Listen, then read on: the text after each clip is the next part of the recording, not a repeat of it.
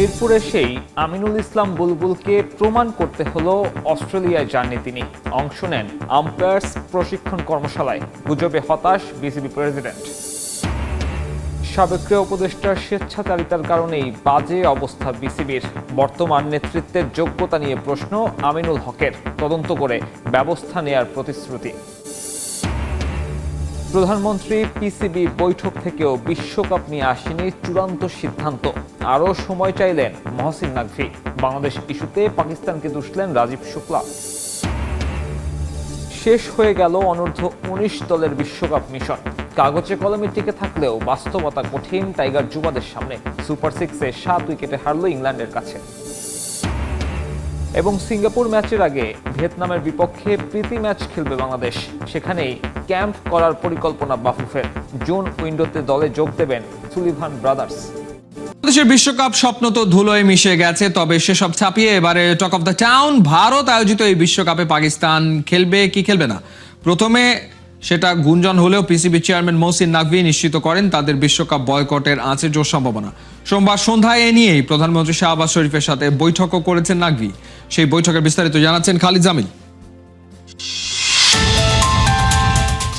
মহসিন নাকভির মুচকি হাসি এই মুহূর্তে ক্রিকেট দুনিয়াটাই যেন হেলিয়ে দিচ্ছে। কি করবে পাকিস্তান? বাংলাদেশকে অপমান করার প্রতিশোধ তারা নিতে চায়, কিন্তু কিভাবে?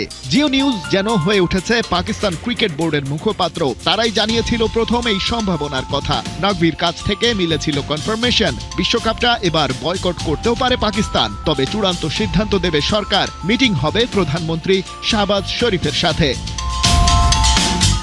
ঘটনার একদিন বাদেই পিসিবি ঘোষণা করে পাকিস্তানের বিশ্বকাপের স্কোয়াড। ওরা যেন খেলছে, সেটা বাংলাদেশকে নিয়ে না আইসিসির সাথে, বোঝা মুশকিল। এর মধ্যে ক্রিকেটারদের সাথে পিসিবি চেয়ার নাকভির বৈঠক। সেখান থেকে জিওর হেডলাইন, বোর্ড যে সিদ্ধান্ত নেবে তাতে ক্রিকেটারদের কোনো আপত্তি নাই।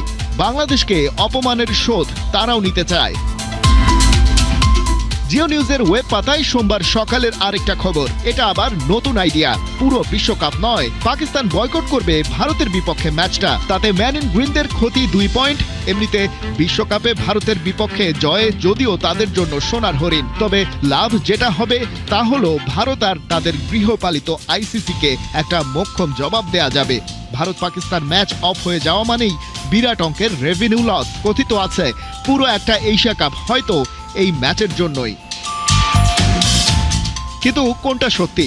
শুধু ভারত ম্যাচ বয়কট, নাকি পুরো বিশ্বকাপ থেকেই নিজেদের সরিয়ে নেবে পাকিস্তান? তাহলে যে দল ঘোষণা হলো সেটা কি নাটক ছিল? বিশ্বকাপ ঠিকই খেলবে পাকিস্তান, তাও সব ম্যাচই? মনে পড়তে পারে নাকভির কদিন আগে বলা একটা কথা। পাকিস্তানের এই স্বরাষ্ট্রমন্ত্রী বলছিলেন তাদের হাতে এই বিশ্বকাপে অংশ নেয়া ইস্যুতে প্ল্যান এ থেকে ডি পর্যন্ত আছে। সোমবার বিকেলে এই ইস্যুতে প্রধানমন্ত্রী শাহবাজ শরীফের সাথে আলোচনায় বসেছিলেন নাকভি। বহুল কাঙ্ক্ষিত সেই মিটিং। শেষ পর্যন্ত সরকারের হাইকমান্ড থেকে নির্দেশনা দেয়া হয় আরও ভালোভাবে চিন্তাভাবনা করেই সিদ্ধান্ত নিতে হবে। হাতে যে অপশনগুলো আছে তা এক টেবিলে রেখে বেস্টটা বেছে নিতে হবে। ঠিক এই কথাটাই মিটিং থেকে বেরিয়ে নিজের এক্স হ্যান্ডেলে লিখেছেন মিস্টার নাকভি। বিপিএল এর দ্বাদশ আসরের পর্দা নেমেছে, কিন্তু রাজশাহী ওয়ারিয়র্সের শিরোপা উল্লাস যেন এখনো চলছে ফুল স্পিডে। মাঠে ট্রফি জয়ের যে গর্জন শুরু হয়েছিল তা এবার প্রতিধ্বনিত হলো রাজশাহীর রাজপথ আর ক্যাম্পাস জুড়ে। ক্রিকেট যখন মানুষের আবেগে রূপ নেয় তখন শিরোপা হয়ে ওঠে একটি শহরের গর্ব। ট্রফি হাতে রাজশাহী বিশ্ববিদ্যালয় সহ পুরো নগরী ঘুরে দেখা সেই চ্যাম্পিয়নদের গল্পই জানাচ্ছেন জুবায়ের নূর। ছাদ খোলা বাস, উঁচু করে ধরা ট্রফি আর 4 পাশ জুড়ে গর্জন। প্ল্যাকার্ড হাতে স্লোগান, মাঠ কাঁপিয়ে আনলো কাপ, জিতলো মন, আমরা চ্যাম্পিয়ন। যেন শিরোপা উল্লাসে মাতা কমলা উৎসবের ফাইনাল এপিসোড। হবেই বা না কেন, 6 বছর পর মামুর ব্যাটাদের চ্যাম্পিয়ন হওয়া বলে কথা। ফাইনাল এপিসোডের এ উদযাপন শুরু হয় বেলা 11:30টার দিকে। রাজশাহী বিশ্ববিদ্যালয় ক্যাম্পাসে ঢুকতেই রাজশাহী ওয়ারিয়র্স বুঝিয়ে দিল চ্যাম্পিয়নরা শুধু মাঠে নয়, মানুষের হৃদয়েও জয়ী। কাজলা গেট দিয়ে ঢুকে প্যারিস রোড, জোহরা চত্বর, প্রতিটা বাঁকে বাঁকে ছিল উল্লাসের ঢেউ। বাসের সামনে পেছনে শিক্ষার্থীদের জনস্রোত। স্লোগানে স্লোগানে কাঁপছে ক্যাম্পাস। কেউ শান্তকে ডাকছেন, কেউ মুশফিক তামিমকে এক নজর দেখার আশায় দৌড়াচ্ছেন বাসের পাশে। মুহূর্ত থামিয়ে অটোগ্রাফ দিচ্ছেন তারকারা, উড়ে আসছে দর্শকের ছুড়ে দেওয়া টি শার্ট, আর ছাদ খোলা বাস থেকে জার্সি ছুড়ে দিচ্ছেন খেলোয়াড়রা, যেন শিরোপার সঙ্গে সঙ্গে পুরস্কৃত করছেন ভালোবাসা। সেই জার্সি ধরতে গিয়ে শিক্ষার্থীদের উন্মাদনা যেন শেষ ওভারে শেষ বলে ছক্কা মারার দৃশ্য। উচ্ছ্বাসের মাঝেই অনুভূতির কথা জানান শিক্ষার্থীরা, কণ্ঠে গর্ব আর হৃদয়ে পদ্মার পার। খেলা আমরা অনেক উপভোগ করছি, আমাদের আবেগ ছিল। রাস্তায় দাঁড়িয়ে আছি, এটা আসলে এক ভাই বলতে গেলে এটা আমাদের আবেগ।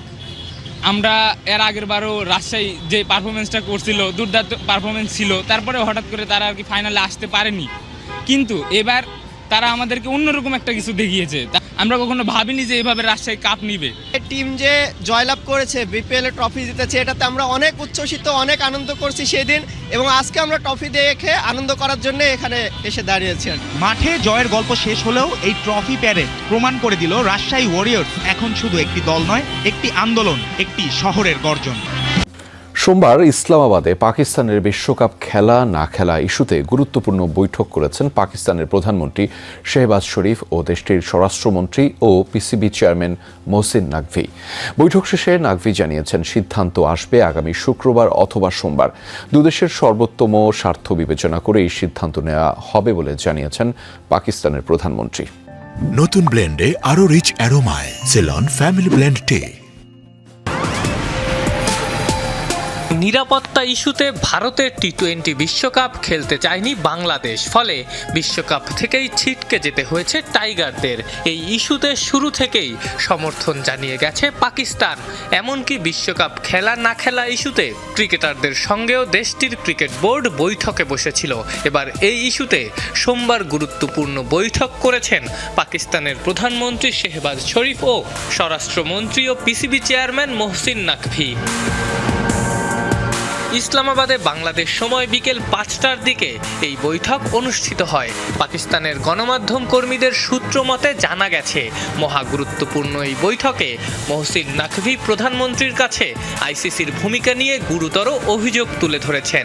তিনি আইসিসির বিরুদ্ধে দ্বিচারিতারও অভিযোগ এনেছেন। নাকভির মতে আইসিসির নিয়ম ভারতের ক্ষেত্রে এক, অন্য দেশগুলোর ক্ষেত্রে আলাদা। সূত্র জানিয়েছে, এই বৈঠকে চেয়ারম্যান নাকভি পাকিস্তান প্রধানমন্ত্রীকে মনে করিয়ে দিয়েছেন, চ্যাম্পিয়ন্স ট্রফির জন্য ভারত পাকিস্তানে যেতে অস্বীকৃতি জানালেও আইসিসি ভারতের জন্য বিকল্প ভেন্যু বরাদ্দ করে। অথচ সম্প্রতি বাংলাদেশ ভারতের নিরাপত্তা পরিস্থিতি নিয়ে চিন্তিত হলেও তাদের নিরপেক্ষ ভেন্যু দেয়া হয়নি, বরং সেই জেরে বাংলাদেশকে টি-20 বিশ্বকাপ থেকেই বাদ দেয়া হয়েছে। মোহসিন নাকভি প্রধানমন্ত্রীকে জানিয়েছেন, পাকিস্তান যদি বিশ্বকাপ থেকে সরে দাঁড়ায় তাহলে দেশটার বিপুল পরিমাণ রাজস্ব ক্ষতির আশঙ্কা রয়েছে। তবে একই সঙ্গে তিনি এটাও মনে করিয়ে দিয়েছেন, ভারতের বিপক্ষে ম্যাচ খেলতে অস্বীকৃতি জানালে ভারতের আর্থিক ও বাণিজ্যিক ক্ষতি আরও বেশি হবে। রোজ খসে পড়ছে অপেক্ষার পলেস্তারা। 75 নম্বর জার্সিটার সেই মস্তানির হদিশ আর মেলে না। শূন্যতার স্কোরবোর্ডে ঘর বেঁধেছে রাজ্যের হাহাকার, বিতর্ক, ভুল, সমালোচনা, নন্দিত থেকে নিন্দিত, নায়কের গায়ে খলনায়কের লেবাস, অতঃপর অন্তর্বর্তী একাকিত্ব। মনে প্রশ্ন জাগে, ঘরে ফেরা কি এতটা কঠিন? ঘর তো আর আকাশ নয়, ফিরতে গেলে পাখি হতে হয়। পাখির মতো দুটো ডানা থাকতে হয়, তবুও সাকিবের ঘরে ফেরা হয় না। 1 অক্টোবর 2024 থেকে 25 জানুয়ারি 2026, গুনে গুনে 482 দিন। লাল সবুজ জার্সিতে নেই সাকিব আল হাসান, যার চাহনিতে কেঁপে উঠত প্রতিপক্ষের বুক, যার ইশারাতেই ছিল বিশ্বাস ম্যাচটা কিন্তু এখনো আমাদের। সেই সাকিব আর কখনো কি ফিরবেন প্রিয় আঙিনায়? সাকিবের চাওয়া জানে সবাই, দেশের জার্সিতে আরও একবার খেলে তবেই হ্যাঙ্গারে ঝোলাবেন প্রিয় জার্সিটা। সাকিবের চাওয়াকে পাওয়া করতে মিলে গেছে গ্রিন সিগন্যাল, খুলে গেছে বন্ধ দুয়ার। মহারাজা ফিরবে তার রাজ্যে, ভরা মজলিসে বোর্ড দিয়েছে এমনই আশ্বাস। আমরা সবাই সাকিবের অবদান সম্বন্ধে জানি। বাংলাদেশের ব্র্যান্ড, আমাদের ক্রিকেটের ব্র্যান্ড, 100 ইয়ার্স আমরা সাকিব পাবো না, এবং সেটার প্রতি শ্রদ্ধা রেখেই বাংলাদেশ ক্রিকেট বোর্ডে আজকে উত্থাপিত হয়েছে সাকিবের ইস্যুটা। এবং সাকিব আল হাসানের যে অবস্থানটা বাংলাদেশে, মানুষের মনে যে ভালোবাসা এবং আমাদের যে দায়িত্ববোধ থেকে আলোচনা করেছি। আলোচনার পরে আমরা বোর্ড থেকে সেই সিদ্ধান্ত নিয়েছি। আমরা সাকিব ইস্যুতে বোর্ডের এমন মুভমেন্টকে অবশ্য অনেকেই দেখছে ভিন্ন চোখে। যে সময়টায় দেশের ক্রিকেটে বইছে অস্থিরতার বাতাস, প্রথমবার টি-20 বিশ্বকাপ থেকে বাদ দেয়া হয়েছে বাংলাদেশকে, ঠিক তখনই কেন প্রাসঙ্গিক হলেন নির্বাসিত সাকিব আল হাসান? এটা কোনো ফাঁদ নয় তো?